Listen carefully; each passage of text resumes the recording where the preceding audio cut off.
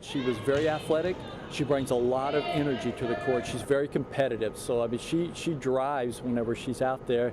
She's done a great job for us. I think a lot of times players will play up and down based on that energy that they have. Key seems to be up all the time as far as the energy she brings. Even when she's making mistakes, she's very quick to try to come back and make a good play.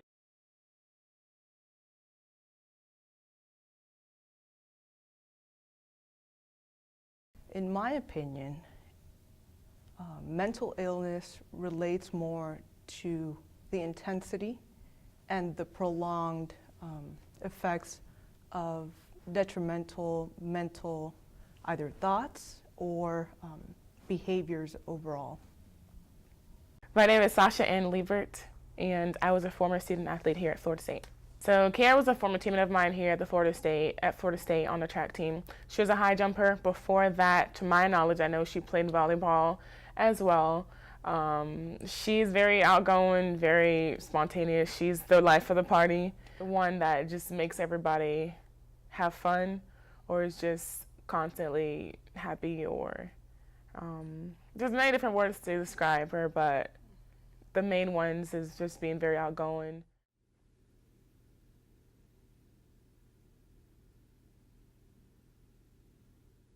I was very heartbroken because someone just randomly called me at work and told me about it, and I couldn't believe it. To hear that just to hear that, it was really shocking. The call was made to me, and I just let it sink in for a little bit until they called me again and just basically confirmed that's what happened.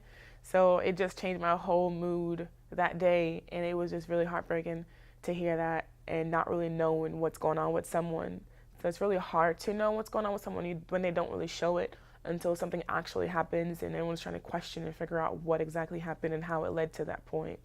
I mean, it's hard for people to really open up into certain situations. It takes time, and we only know at the last minute when things happen.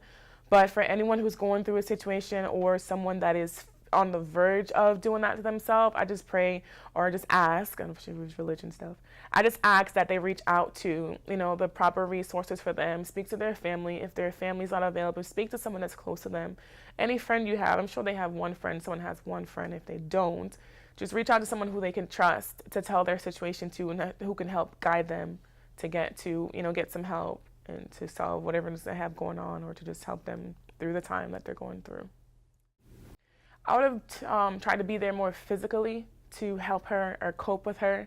Of course, ask her what's going on, what's bothering her, and if we can change that situation, change whatever is affecting her, mentally or physically, emotionally, whatever it is, we try to solve the problem by finding different resources and different ways to change her path or her direction onto, or choosing that path that she went down on, trying to just divert from the whole thing. My name is Stacy Alvarez. I'm currently a third-year PhD student in sports psychology, and I'm the current sports psychology consultant. So my current responsibilities with the FSU track team would be implementing certain mental skills in order to optimize performance and pretty much encourage the athletes to or go through certain interventions such as mindfulness training, self-talk, goal setting, etc., in order to heighten their performance. In terms of causes for mental illness, number one, social aspects. Number two could be current stressors in your life, be it physiological or psychological, and all the ramifications that occur with those. Who is susceptible to mental illness? Everybody is susceptible to mental illness. I believe that, and this is not only a belief, but research shows that even certain life events can trigger a mental illness with no prior history of mental illness at all. even asking somebody, hey, how are you doing today?